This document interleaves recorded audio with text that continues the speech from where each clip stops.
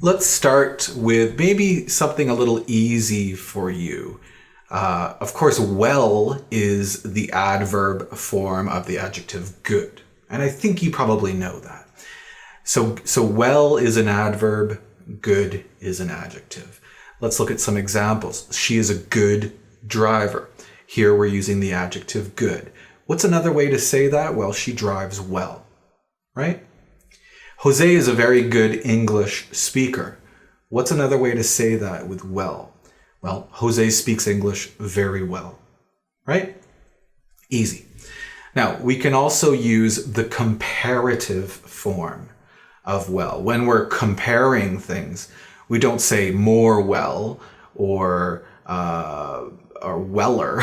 We say better. Jan speaks English well, but Diari speaks it better. She speaks English weller? No, better. She speaks English better. My dad cooks really well, but of course my mother cooks better, right? Now, well, better, we can also use best. And best is the superlative form. The superlative form, yes, we're comparing, but we want to say it's number one in a group, more than two or three things. Right?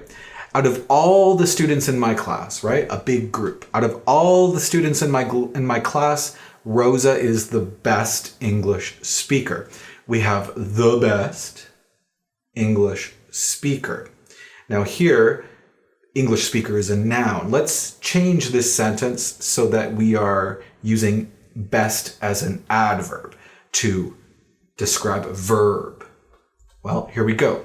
Out of all the students in my class, Rosa speaks English best. Now, when you use best as an adverb, you don't need the. But many people, even native speakers, even me, many people say the. Okay? So relax. Out of all the students in my class, Rosa speaks English best, or Rosa speaks English the best. Don't worry about that so much. It's becoming very popular English. More examples, if you want to learn about history or if you want to study history, take Professor Wilson's class. Why? Well, compared to the other professors at the school or at school, our school, he teaches the best or he teaches best. Okay? Now, we've talked about well, we've talked about better, and we've talked about best. One more time, let's look at some examples. I don't know Jackie well. Valerie knows her better than I do. But Nancy knows her best. See the difference? Well, better, best. Now, we can use well as an adjective after the verbs be, look, feel, sound, to mean healthy. It just means healthy. So, of course, when we talk about a person's health, or when I ask you about your health, I say, how are you? Right? How are you? Are you healthy? Are you well? That's the meaning. You don't look well. So be well, look well. You don't look healthy. Are you okay? I'm not feeling healthy. So be well, look well, feel well. I'm not feeling very healthy. I'm not feeling very well. I think I need to go home. And finally, I'm surprised Nicole's sick because I was talking to her on the phone last night. She sounded well. She sounded healthy. She sounded okay. Again, we can use well, better, and best for this meaning too. I wasn't healthy. I wasn't well earlier, but now I'm better. And you guys know we say better in English. You know, yesterday I was sick. Today I'm not sick. Today I'm better. Well, why do we say better? Because of well.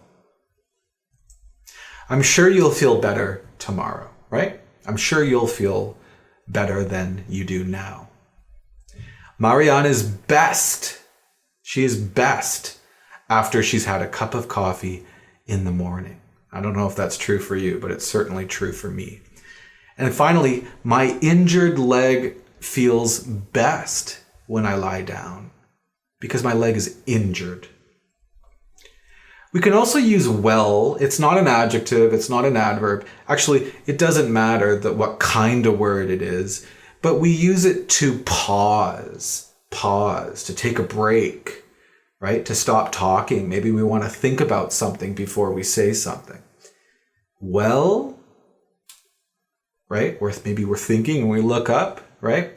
Or sometimes we use well to change the direction of the conversation, right? So maybe you think it's good, but I think it's bad, right? Good, bad. I changed the direction, right? Let's look at some examples. What do you think about my decision? So maybe you are talking to a friend and your friend is in a really good mood and he's happy, and maybe he says, do you agree with my decision? Do you think it was a good idea? And it's kind of positive, right? But you don't think it's a good decision. You want to change the direction of the conversation. So good. Oh, let's change it. Bad. Well, honestly, and we use well with commas here, okay? It shows a pause. Well, to be honest, I don't agree with it. I don't agree with your decision. I'm sorry. I changed the direction, right? What is there that is fun to do in this town? What is there that's fun to do in this town? And the person says, well, thinking, why don't we go to the art gallery? Right?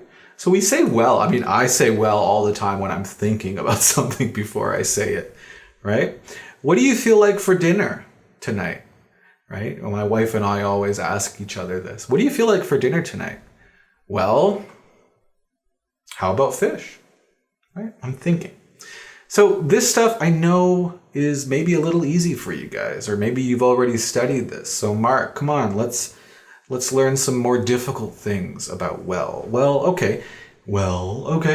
Here is well, we can use it with a past participle. So again, a past participle is the third form of a verb. Example, eat, ate, no, eaten, right? Or sometimes it's the same as the past, right? Live, lived, lived, right? So the third form, you guys know that, the past participle. Now, when we use well with a past participle, it could mean in a good way, and it can also mean in a complete way, 100%. I always say complete is 100%, right? Here are some examples. You go to a restaurant and the waiter asks you, hey, how would you like your steak cooked? How would you like your steak cooked? And I think you guys probably know what I'm going to say here, right? I would like my steak well done, right? So this means like completely cooked, right? Well done. Some more examples. The topic of the student's essay was very well researched, right? Well researched. So the student did a lot of research, right? A lot of good research. Of course, you guys know we say it's a very well-known fact that the earth is round. It's well known. Now look, guys, well done, no hyphen. Well researched, no hyphen. But well known, it has a hyphen. Why? Well, how is the third sentence different from the previous two? Well, you can see that in the third sentence, we are using well-known before a noun, a well-known fact. But you see, well-researched is at the end of the sentence.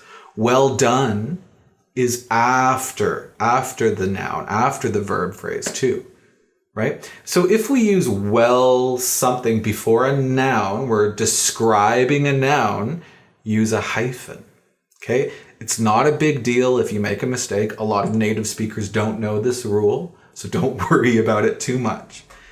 Doctor's hands. You guys know, when before doctors do surgery, they have to, that's, many students don't know this word. That's called scrub, right? Wash your hands is normal, but scrub your hands is really, really hard, right? Doctor's hands need to be well scrubbed. No hyphen, right? Because it's not before a noun. Okay? Okay? So well plus a past participle. Now we can also use well before a preposition or a prepositional phrase. And I'll show you some examples. And what does this mean? Well, it just adds emphasis. It just gives it a stronger meaning.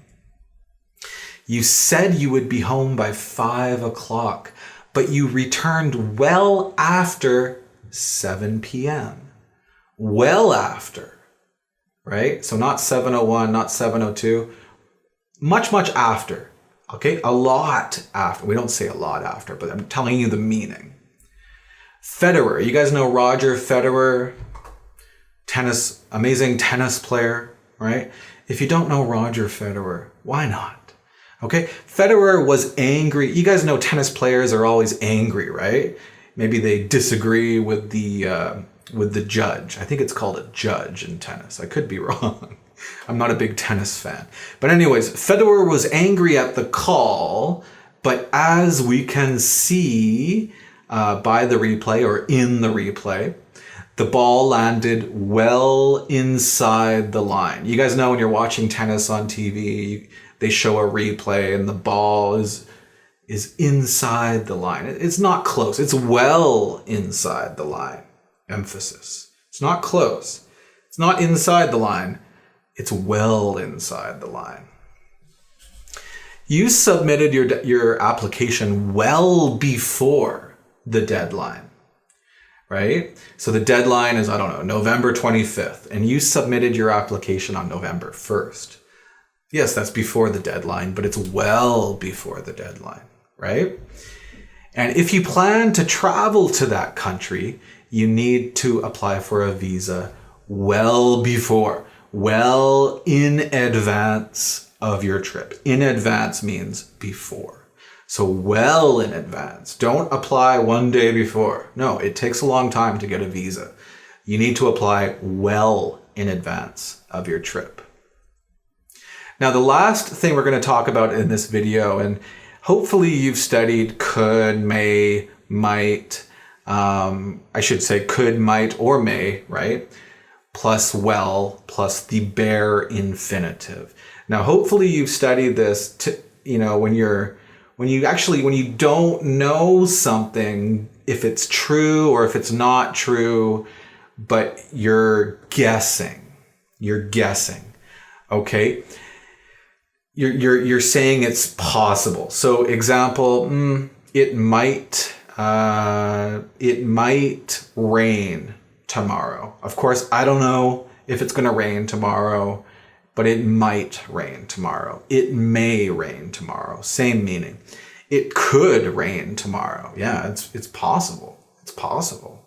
It's not impossible, right? I think you guys have probably studied this, right? And when we're talking about the past, example, Chris, or no, let's choose a different name.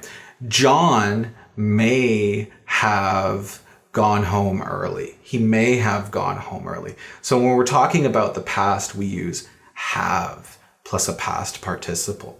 Now, it's just really common when we're using this grammar to use could or might or even may with well. Okay? And it just gives it a stronger, it's more possible meaning. Let's look at some examples. It's getting pretty cold outside. It might snow tonight. 50% chance it might snow. It might well snow tonight. Gives it a stronger chance. Okay, maybe 70% or 75%, right? It might well snow tonight. It may well snow tonight. It could well snow tonight. These are all okay. Have you seen Chris today? That's why I wanted to change the name. I didn't want to use the name twice. No, I haven't. He was feeling a bit sick yesterday, so he may well, it's very, very, very, very, very possible. He may well have stayed home today, right? It's possible. I don't know if he's at home, but he may well have stayed home. He might well have stayed home. He could well have stayed home. Some more examples. We were lucky not to get hurt. Excuse me for the error. We were lucky not to get hurt in the accident. We could well have died. We could well have died. Now, we often use could have plus a past participle to say that something was possible. It was possible, but it didn't happen. Did I die? No. But was it possible? Yes. Yes, I could have died. It was very possible. I could well have died. Could have. Very, very, very, very, very useful English to say that something was possible, but it didn't happen. Think about this sentence. We could have died. We didn't die, but it was possible. We could well have died. Be careful what you say out loud. Out loud. Okay? Sometimes you say things quietly, but if you say something out loud, everybody can hear you. Be careful what you say. Someone might be listening. It's very possible someone might well be listening. Right? Maybe your boss is listening. Maybe your friends are listening, right? Maybe your girlfriend is listening. Someone might well be listening. Maybe the police are listening. Okay, that's it for this part 1 video. Thanks, guys.